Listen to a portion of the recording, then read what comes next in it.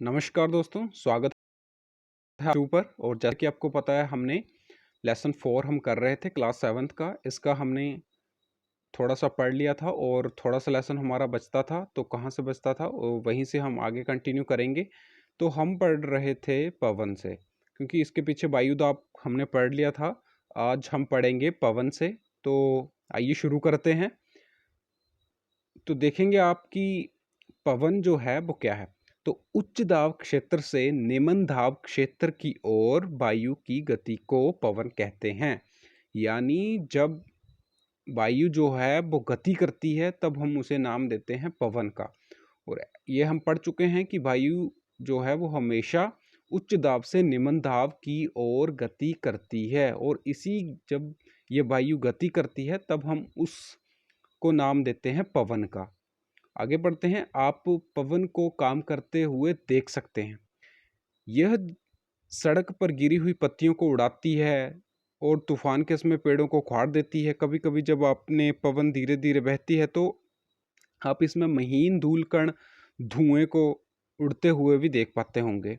तो कभी कभी पवन इतनी तेज होती है कि इसके विपरीत दिशा में चलना भी कठिन हो जाता है। तो ऐसा आपने कई बार करके देखा भी होगा।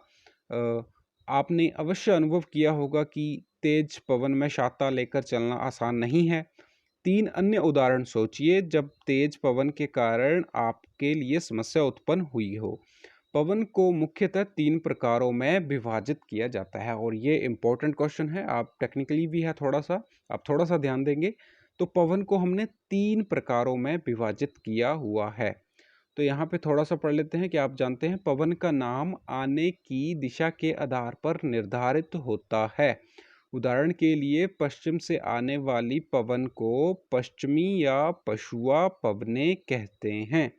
तो आपको यहाँ पता चल गया होगा कि हम पवन को कई बार वो जिस क्षेत्र से आती हैं या जिस दिशा से आती हैं उस दिशा के हिसाब से उनका नामकरण कर देते हैं। तो जो पछुआ पवने की हम बात कर रहे हैं ये पश्चिम से पूर्व की ओर चलती हैं। इस बात को आप ध्यान रखेंगे, इम्पोर्टेंट है। आगे हम जानते हैं कि पवन को हमने 3 प्रकार जो है वो कैसे कैसे हमने इसे विभाजित किया था। तो पहला जो इसका प्रकार है उसे हम स्थायी पवने कहते हैं। नाम से पता चल रहा है ये वो पवने होती हैं जो वर्ष भर एक ही दिशा में या एक ही स्थान पर चलती रहती हैं। उन्हें हम कहते हैं स्थायी पवने। जैसे व्यापारिक पश्चिमी एवं पूर्वी पवने स्थायी पवने हैं। कौन कौन सी? व्यापारिक जो पश्चिमी एवं पूर्वी पवने स्थायी पवने हैं। ये वर्ष भर लगातार निश्चित दिशा में चलती रहती हैं। हम यहाँ पर बात कर रहे हैं स्थायी पवनों की। उस स्थायी पवने में हम आगे इसको अगर देखेंगे, इन्हें हम प्रचलित पवने भी कह देते हैं। तो स्थायी पवनों को हम कौन सी पवने भी कह देते हैं? प्रचलित पवने। तो यह एक विस्तृत क्षेत्र पर एक ही दिशा में वर्ष भर चलने वाली पवने होती हैं। इन्हें हम स्थायी भी कह देते हैं और प्रचलित पवने भी इन्हें हम कह देते हैं।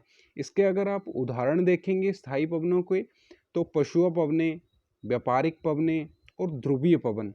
तो ये 3 प्रकार की पवने जो हैं वो इसमें आती हैं। किसमें? स्थायी पवनों में। आगे हम बात करेंगे, साथ ही इस डायग्राम को भी समझेंगे 4.4। आगे आप सेकंड जो इसका हमने इसे विभाजित किया था 3 प्रकारों में, तो उसका सेकंड प्रकार पढ़ लेते हैं। कौन सा है? मौसमी पवने। ये पवने विभिन्न ऋतुओं में अपनी दिशा बदलती रहती हैं। उदाहरण के लिए भारत में मानसूनी पवने। तो मौसमी पवने वो पवने होती हैं जो कि चलने के लिए किस पे निर्भर करती हैं? मौसम के ऊपर। तो जब ये विशेष मौसम आता है किसी भी रीजन में, तब उस रीजन में चलने वाली पवनों को हम कहते हैं मौसमी पवने। तो भारत में जो मानसूनी पवने हैं वो मौसमी पवने हैं। तो इसका ये 2000 अगर 19 की बात करें तो उस कमीशन में ये एग्जाम्पल आया भी था कि मौसमी पवने कौन सी होती हैं। तो वहाँ पे ऑप्शन भी था कि मानसूनी पवने या व्यापारिक पवने। तो हमने वहाँ पे आंसर करना था कि मानसूनी पवने जो हैं वो मौसमी पवने हैं। कमीशन के लिहाज से बात कर रहा हूँ, 2019 में आया था टीजीटी आर्ट्स। तब आप इस एनसीईआरटी की इम्पोर्टेंट आप यहाँ से समझ रहे होंगे, और ये काफ़ी इंपॉर्टेंट क्वेश्चन है। आगे देखेंगे कि स्थानीय पवने। तो बेपवनें जो किसी छोटे क्षेत्र में वर्ष भर, ये आती हैं छोटे क्षेत्र में। छोटे क्षेत्र में वर्ष भर दिन के समय किसी विशेष समय पर चलती हैं। उदाहरण के लिए स्थल और समुद्री समीर। ये हम आगे लुसेंट में जब कवर करूंगा तब हम समझेंगे कि स्थल एवं समुद्री समीर जो है वो क्या है। तो क्या आपको भारत के उत्तरी क्षेत्र में गर्म एवं शुष्क स्थानीय पवन याद है? तो ये क्वेश्चन आया था 16-17, मुझे याद नहीं है 16 या 17। तो वहाँ पर आया था कि जो हमारे भारत में कौन सी दिशा में, उत्तर दिशा में जो पवन चलती है वो कौन सी पवन है। तो वहाँ पे हमने बताना था कि जो गर्म पवन है ये शुष्क स्थानीय पवन है और इसे हम लू के नाम से जानते हैं।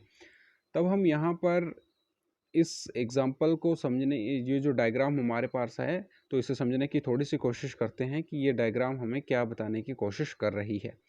तो सबसे पहले अब यह हमें कौन सी पवनों के बारे में बता रही है? स्थायी पवनें और प्रचलित पवनों को इस पे दर्शाया हुआ है। कैसे हमें पता चल रहा है? क्योंकि इसमें व्यापारिक पवनें भी शामिल की हुई हैं, पशुओं पवनें शामिल की हुई हैं और ध्रुवीय पवनों को शामिल किया हुआ है। तो इससे हमें पता चल रहा है कि ये जो डायग्राम है इसमें स्थायी पवनें और प्रचलित पवनों को दर्शाया गया है। तो सबसे पहले इस डायग्राम को आपको सीखने के लिए आपने क्या करना है? आपने एक गोला बनाना है, उसके बीच में से आपने एक भूमध्य निम्नदाब या इसे हम डोलड्रम भी कहते हैं, जो भूमध्य या विषुवत रेखा पर जो निम्न दाब का क्षेत्र बनता है उसे हम कहते हैं डोलड्रम। 0 डिग्री की बात कर रहे हैं। और यहाँ पे निम्न दाब क्यों बना? क्योंकि 0 डिग्री हम प्रीवियस लेसन में पढ़ चुके हैं कि 0 डिग्री जो विषुवतीय रेखा होती है या भूमध्य रेखा, उस पर सबसे ज़्यादा गर्मी पड़ती है। यानी यहाँ पर हम देख सकते हैं कि साल भर जो है वो एक सा मौसम रहता है और गर्म मौसम रहता है। इसके कारण क्या होता है कि अधिक गर्मी पड़ने के कारण जो हवा है वो हल्की होके ऊपर उठ जाती है और ऊपर जब उठ जाती है तब यहाँ पर नीचे निम्न दाब क्षेत्र बनता है। आपने प्रीवियस वीडियो में, इसी लेसन की प्रीवियस वीडियो में देखा होगा। तो निम्न दाब क्षेत्र बन गया। तो निम्न दाब क्षेत्र, आपको पता है कि जो वायु है हमेशा हाई प्रेशर से यानी उच्च दाब से निम्न दाब क्षेत्र की ओर चलती है। तब आप देख रहे होंगे सबसे पहले आपने क्या करना है, आपने इस डायग्राम को समझने के लिए एक सर्कल करना है, उसके बीच में से 0 डिग्री रेखा और भूमध्य निम्न दाब को बनाना है। उसके बाद आपने उच्च उपोषण उच्च दाब क्षेत्र यानी जिसे हम अश्व अक्षांश भी कहते हैं, इसका निर्माण करना है।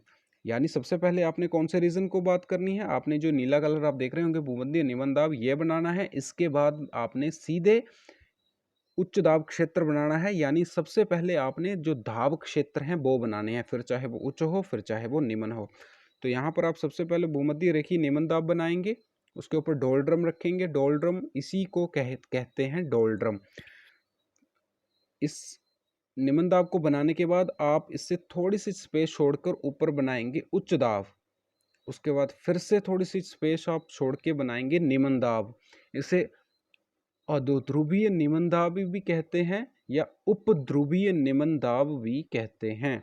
तो सबसे पहले आपने भूमध्य रेखा निम्न दाब बनाने के बाद में 3 दाब क्षेत्र बनाने हैं, उससे ऊपर और उससे नीचे भी 3 दाब क्षेत्रों का आपने निर्माण करना है। कौन से? भूमध्य रेखीय निम्न दाब का। इससे आपको इसको समझने में आसानी होगी। सबसे पहले आप दाब क्षेत्र को बना लें।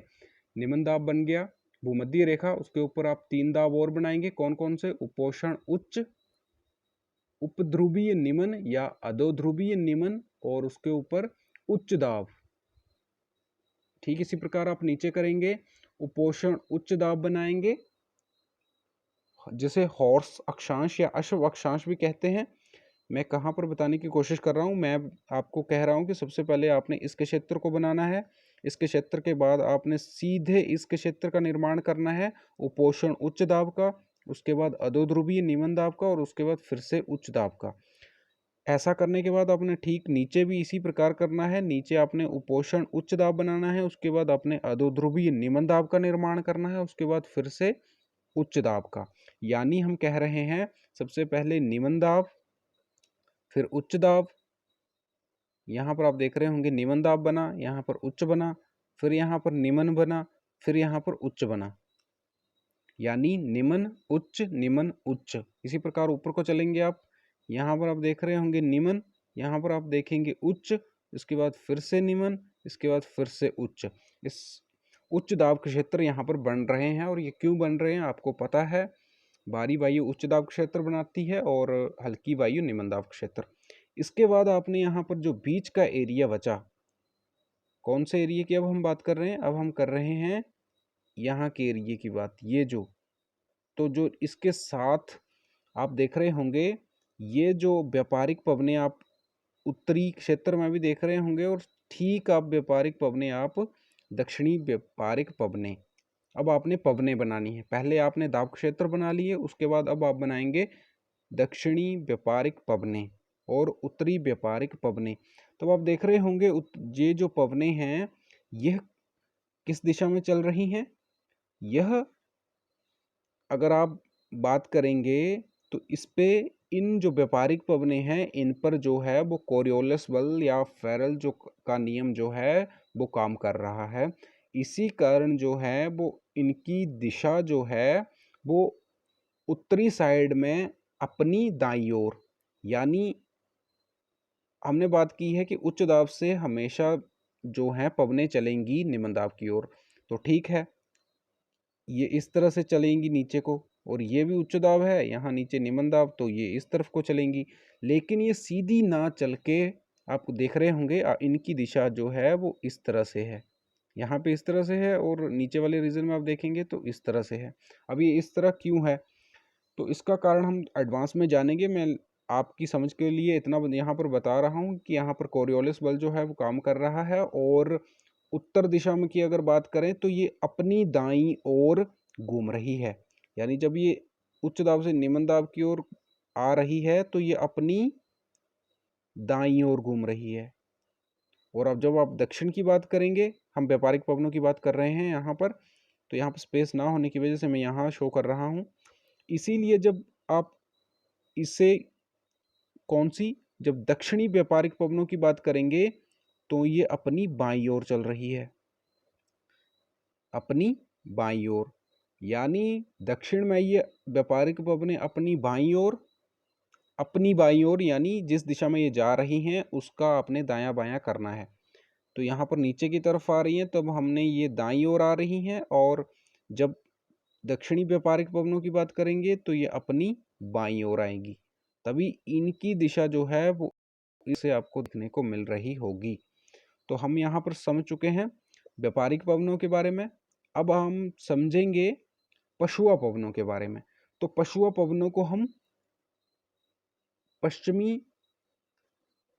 पवनों को हम इनकी दिशाओं की, ये जिस दिशा में चलती है वैसा ही इसका नाम पड़ गया है, यानी यह पश्चिम से पूर्व दिशा की ओर चलती है, इसीलिए इसे हम कह रहे हैं पछुआ पवने। तो ये आप देख रहे होंगे इस तरफ पूर्व दिशा है और इस तरफ जो है वो पश्चिम दिशा है। यह जा रही है पश्चिम से पूर्व की ओर। यहाँ पर आप देख सकते हैं पछुआ पवनों की जो दिशा है वो पश्चिम की ओर है, पश्चिम से पूर्व की ओर है। तो ये चलती हैं पश्चिम से पूर्व की ओर, इसीलिए इन्हें पछुआ पवने कहते हैं, पश्चिम से पूर्व की ओर। तो ऊपर भी आप देख रहे होंगे यह भी पूर्व साइड है और ये पश्चिम है इस तरफ, तो ये चल रही हैं कैसे, इस दिशा में, यानी पश्चिम से पूर्व की ओर, इसीलिए इसे कहते हैं पछुआ पवने। और ऊपर आप फिर से ध्रुवीय पूर्वी पवनों को देख रहे होंगे, यहाँ मैं बात कर रहा हूँ, तो ये भी व्यापारिक पवनों की तरह ही चलती, जिस तरह व्यापारिक पवनें चलती हैं उसी तरह से ध्रुवीय पूर्वी पवनें जो हैं वो चलती हैं, यानी व्यापारिक पवनों को फॉलो करती हैं कौन सी, ध्रुवीय पवनें।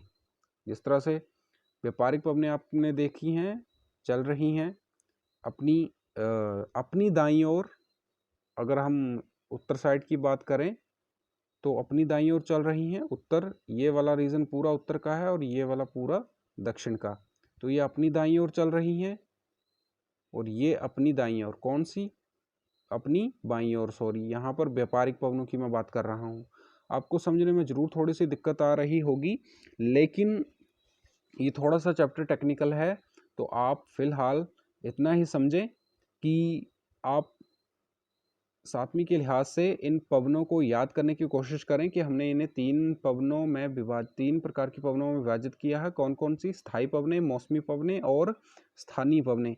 लेकिन जब आप टीजीटी कमीशन के लिहाज आप तैयारी कर रहे हैं, तब आपकी अंडरस्टैंडिंग इनके ऊपर प्रॉपर होनी चाहिए। तो आगे हम बात करेंगे स्थानीय पवनों को समझने के बाद। स्थानीय पवनें स्थल समीर और समुद्री समीर इसमें शामिल की जाती हैं, और कुछ और भी स्थानीय पवनें जैसे लू, तो इनको भी हम इनमें शामिल करते हैं स्थानीय पवनों में। और स्थायी पवनें, जिन्हें प्रचलित पवनें भी कहते हैं, यह व्यापारिक पश्चिमी एवं पूर्वी पवनें हैं। तो आगे हम बात करेंगे चक्रवात।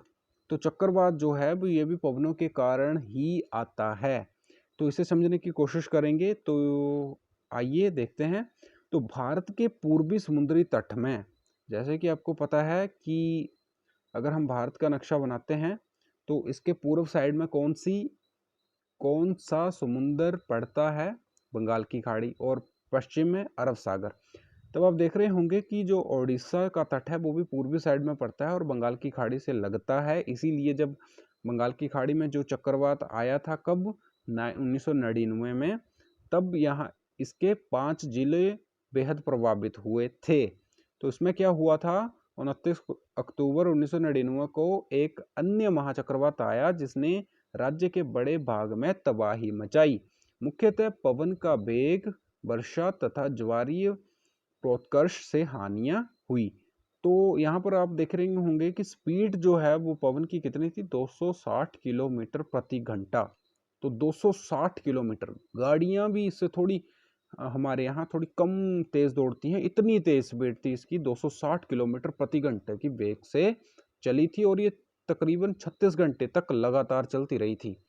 तो इसके कारण क्या हुआ कि तीव्र वेग के कारण जो पवनों ने पूरे पेड़ों को, घरों की छतों को और औद्योगिक पवनों को बुरी तरह से नुकसान पहुंचाया, और इसमें कई लोगों की जान जाने की भी खबरें आई थी, और जो नुकसान था वो तो करोड़ों में हुआ था।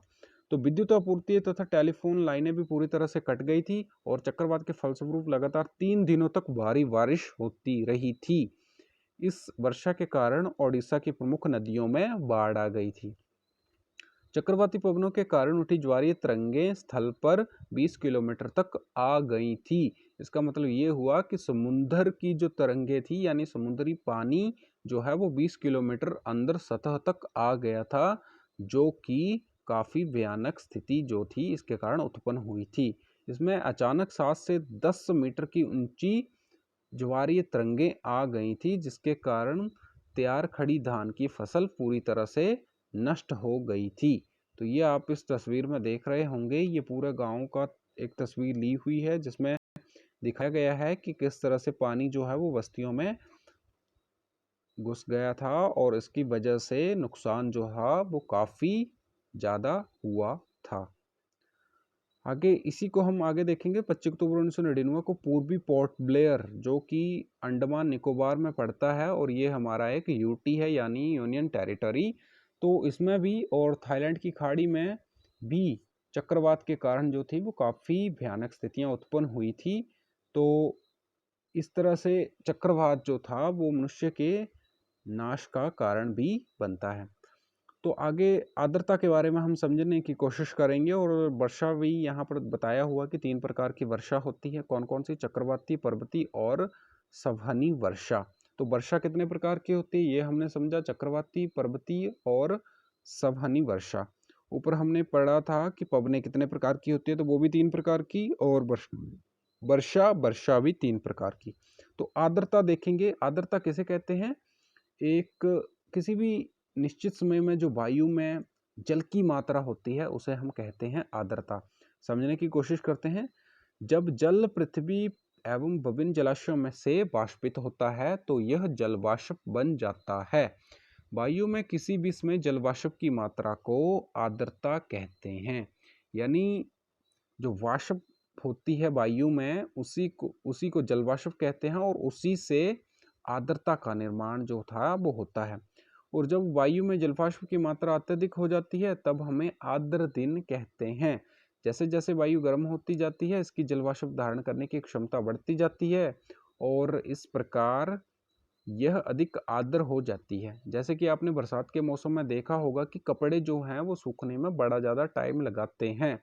तो ये क्यों ज़्यादा टाइम लगता है? क्योंकि वायु में जलवाष्प की मात्रा ज़्यादा होती है जो कि कपड़ों को सूखने जल्दी नहीं देती। आर्द्र दिन में कपड़े सूखने में काफ़ी समय लगता है। जैसे कि आपको पता होगा हमारे शरीर से पसीना आसानी से नहीं सूखता है और हम असहज महसूस करते हैं। तो आपने ये भी देखा होगा कि बरसात के दिनों में गर्मियों से भी ज़्यादा पसीना हमें पड़ता है। तो इसका कारण आर्द्रता ही है। जब जलवाष्प ऊपर उठता है तो ये ठंडा होना शुरू हो जाता है। तो जलवाष्प संघनित होकर ठंडा होकर जल की बूंदें बनाते हैं। संघनन की प्रक्रिया, संघनित होकर ठंडा, यानी संघनन की प्रक्रिया से ही बारिश होती है। संघनन की प्रक्रिया क्या है? जब वाष्प जो है वो पानी में बदलती है तो उसी प्रक्रिया को हम कहते हैं संघनन, और बारिश होती है संघनन की प्रक्रिया के द्वारा। तो बादल इन्हीं जल बूंदों का एक समूह है। तो आपने देखा होगा जलवाष्प से ही बादलों का निर्माण होता है और बादल जो है वो संघनन की प्रक्रिया के द्वारा जब बूंदों में बदल जाते हैं तब इसे कहते हैं संघनन की प्रक्रिया और इसी को हम बारिश कहते हैं। जब जल की यह बूंदें इतनी भारी हो जाती हैं कि वायु में तैर ना सके तो ये वर्षण के रूप में नीचे आ जाती हैं।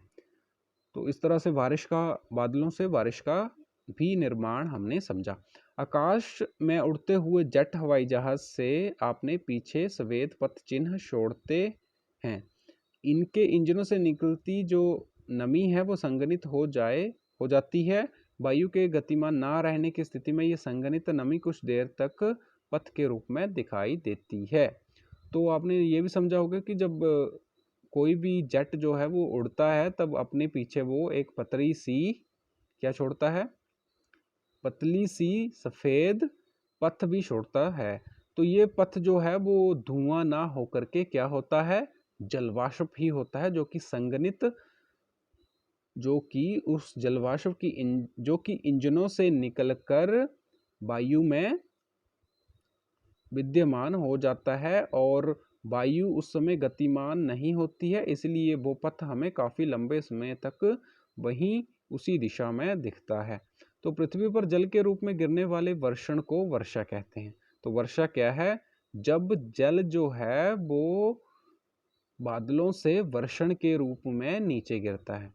ज़्यादातर भौम जल वर्षा जल से ही प्राप्त होता है। तो भूमि में जितना भी जल हम देखते हैं अपने आसपास वो हमें कहाँ से मिलता है? वर्षा से ही। पौधे जल के संरक्षण के रूप में मदद करते हैं। जब पहाड़ी में पार्श्वों से पेड़ काटे जाते हैं वर्षा जल अनावृत पहाड़ी से नीचे बहता है और निचले इलाकों में बाढ़ का कारण बनता है। तब आपने देखा, अब हम इस बात को समझेंगे कि जो पेड़ पौधे जो हैं ये भी वर्षा के जल को इकट्ठा करते हैं। अगर हम पूरे पेड़ों को काट दें तो क्या होगा? पहाड़ी पर पानी जो है वो नहीं टिक पाएगा और वो निचले इलाकों में आता है और वही पानी जो है वो बाढ़ का कारण भी बनता है। तो पेड़ों को हमें नहीं काटना चाहिए, अधिक से अधिक पेड़ लगाने चाहिए ताकि जो है वो अधिक से अधिक जल का हम संरक्षण कर सकें, अधिक से अधिक जल को हम बचा सकें। तो इस पेड़ों को भी आपने निरंतर लगाना है। तो आगे हम इस बात को समझेंगे कि क्रियाविधि के आधार पर वर्षा के 3 प्रकार होते हैं। 3 प्रकार हमने कौन कौन से देखे?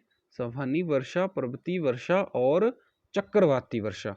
चक्रवाती वर्षा उस वर्षा को कहते हैं जब बहुत तेज आंधी चलती है, आंधी तूफान चलता है और उसके साथ साथ वर्षा भी होती है, तो इसे हम कहते हैं चक्रवाती वर्षा।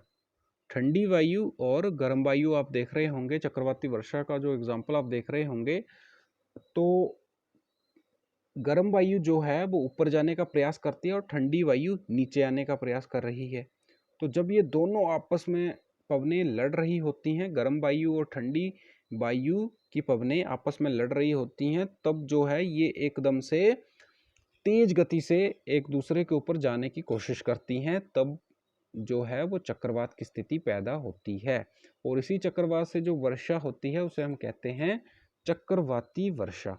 आगे हम समझेंगे पर्वतीय वर्षा। पर्वतीय वर्षा वह वर्षा होती है जहां पर आप देख रहे होंगे एक पर्वत है और ये काफी ऊंचा है, यानी इसकी ऊंचाई काफी अधिक है, और आप देख रहे होंगे बादल जो है वो जैसे ही आर्द्र वायु उसमें बादलों में इकट्ठी हो जाती है तो बादल भी थोड़ा सा भारी हो जाता है और वो अधिक ऊंचा नहीं उठ पाता है। और जो ऊंचे ऊंचे पहाड़ पर्वत होते हैं वो बादलों का रास्ता रोक लेते हैं और बादलों को उससे आगे नहीं बढ़ने देते। और जब ये बादलों को उससे आगे नहीं बढ़ने देते तब वो बादल जो है वो वहीं पर वर्षण के रूप में वर्षा करने शुरू कर देते हैं। इसी को हम कहते हैं पर्वतीय वर्षा। यानी चक्रवात के द्वारा जो वर्षा होगी उसे हम कहेंगे चक्रवाती वर्षा, और जो पर्वतीय वर्षा होगी वो पर्वतों के कारण होगी, उसे हम कहते हैं पर्वतीय वर्षा। और आप देख रहे होंगे संवहनी वर्षा। तो ये वर्षा कैसी होती है? जब समतल सतह पर, आमतौर पर आप देख रहे होंगे, आमतौर पर जहां हम रहते हैं वहां पर जो अधिकतर वायु है, अधिकतर वर्षा जो है वो कैसे होती है? संवहनी वर्षा के द्वारा, क्योंकि यह ना तो चक्रवात के कारण होती है और ना ही पर्वतों के कारण। तो इसे हम कहेंगे संवहनी वर्षा। इसे हम थोड़ा सा यहाँ पर देखने की कोशिश करते हैं।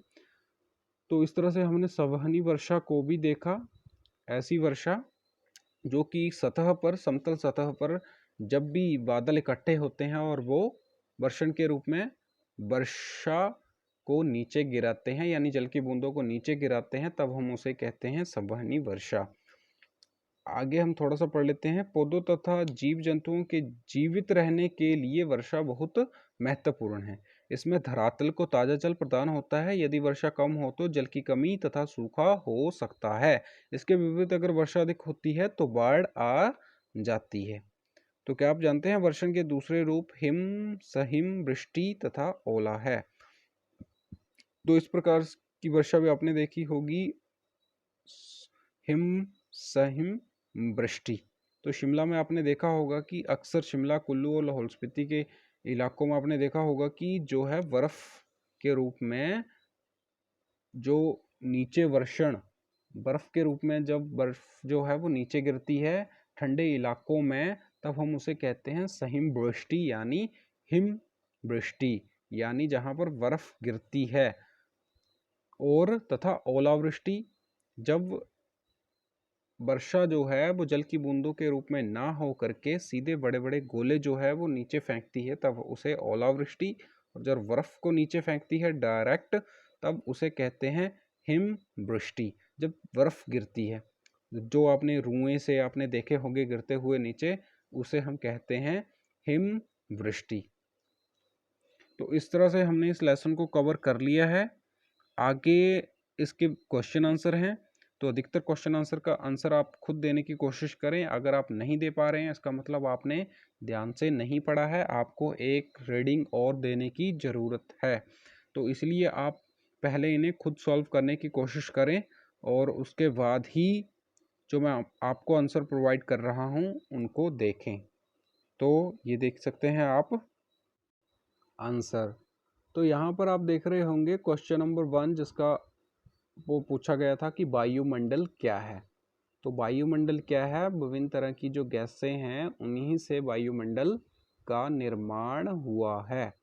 आगे आप देख रहे होंगे वायुमंडल का अधिकतर भाग किन दो गैसों से बना है। तब हमने इसी लेसन के पिछली वीडियो में जाना था 78% कौन सी थी? नाइट्रोजन। और ऑक्सीजन कितने प्रतिशत थी? 21%। तीसरे नंबर पर आती है ऑर्गन गैस, जो कि थी 0.093%। आगे आप देख रहे होंगे वायुमंडल में कौन सी गैस हरित गृह प्रभाव पैदा करती है। तो आपने जाना होगा कि कार्बन डाइऑक्साइड, इसके साथ क्लोरोफ्लोरोकार्बन और कार्बन मोनोऑक्साइड, यह गैसें हरित गैस प्रभाव यानी कि क्या, जो ये हैं सूर्य की जो ऊष्मा धरती पर पड़ती है उस ऊष्मा को रोक के रखती हैं ताकि पृथ्वी गर्म रहे। तो ये गैसें ग्रीन हाउस प्रभाव पैदा करती हैं। मौसम किसे कहते हैं? तो दिन प्रतिदिन की दिशाओं या वायुमंडल की दिन प्रतिदिन की स्थिति, उसे हम कहते हैं मौसम। तो वर्षा के 3 प्रकार हमने पढ़े थे, संवहनी वर्षा, चक्रवाती वर्षा और पर्वतकृत वर्षा। आगे हम पढ़ेंगे वायुदाब क्या है।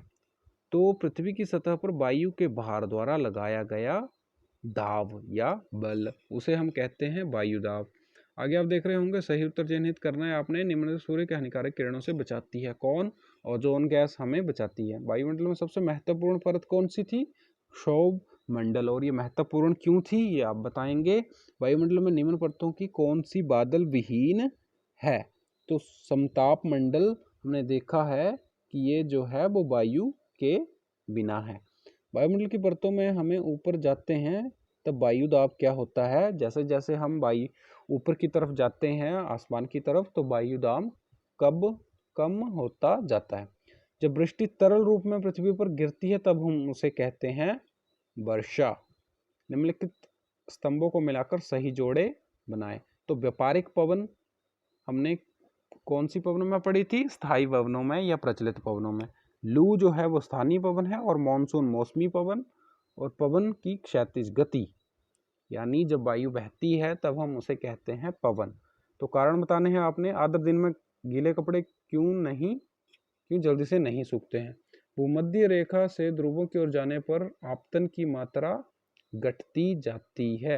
आपतन यानी ऊष्मा की मात्रा। आगे आप बताएंगे, कारण बताएं। आर्द्र दिन में गीले कपड़े सूखने में अधिक समय लेते हैं। और इस तरह से अगर आपने सारे क्वेश्चन देख लिए हैं और हल भी कर लिए होंगे तो आप इस लेसन को थोड़ा सा ध्यानपूर्वक पढ़ेंगे, क्योंकि थोड़ा सा टेक्निकल है। और जो व्यापारिक पवनें हैं और जो मौसमी पवनें, स्थायी पवनें हमने पढ़ी हैं, इन पवनों को हम आगे भी दोबारा पढ़ेंगे थोड़ा सा जोर दे के। तो हम इन्हें आगे के लेसनों में ज़रूर, आगे हम जब लूसेंट की जो कवर करेंगे उसे और उसकी ज्योग्राफी में, तब हम एडवांस में हम थोड़ा सा डिटेल में इन पवनों के बारे में पढ़ेंगे और इन्हें जानने की कोशिश करेंगे। और फिलहाल आपकी अंडरस्टैंडिंग के लिए ये चैप्टर जो है वो काफ़ी इंपॉर्टेंट है। इसे 2 से 3 बार पढ़ें। अगर आप नहीं कर पा रहे हैं तो अब दोबारा आप पढ़ें और आप लगातार मेहनत करते रहिए। नेक्स्ट कमीशन आने की पूरी संभावना बनी हुई है 2022 में, और आप पूरा मन लगा के पढ़ें। आपके पास समय कम है, ये मैं आपको दोबारा बोल रहा हूँ। अगर आपके पास थोड़ा नॉलेज है, मैं बात कर रहा हूँ, अगर आपने पिछला कमीशन दिया होगा और आपके 32-35 क्वेश्चन आपके नंबर आ रहे हैं, तब इसका मतलब ये हुआ कि आपको अभी भी 6 से 7 महीनों की रेगुलर मेहनत करने की आवश्यकता है। अगर आपके अबव 40 से नंबर आ रहे हैं, अबव 40 से ऊपर, तब आपको 4 से 5 महीने में आप कवर कर सकते हैं। लेकिन अगर आपके 40 से नीचे आ रहे हैं, इसका मतलब आपको 6 से 7 महीने लगाने की आवश्यकता है। और ये टाइम ऐसे चला जाएगा, आपको पता भी नहीं चलेगा और फिर आप पछताएंगे अगर आपने मेहनत नहीं की होगी। तब आप थोड़ा थोड़ा ज़रूर पढ़ें, क्योंकि जो ज्योग्राफी है यहाँ से 20 क्वेश्चन आते हैं, इसका मतलब 10 नंबर, और 10 नंबर आपको कहाँ से कहाँ ले जा सकते हैं ये आपको पता होगा। तो इन्हीं शब्दों के साथ आप सबका धन्यवाद।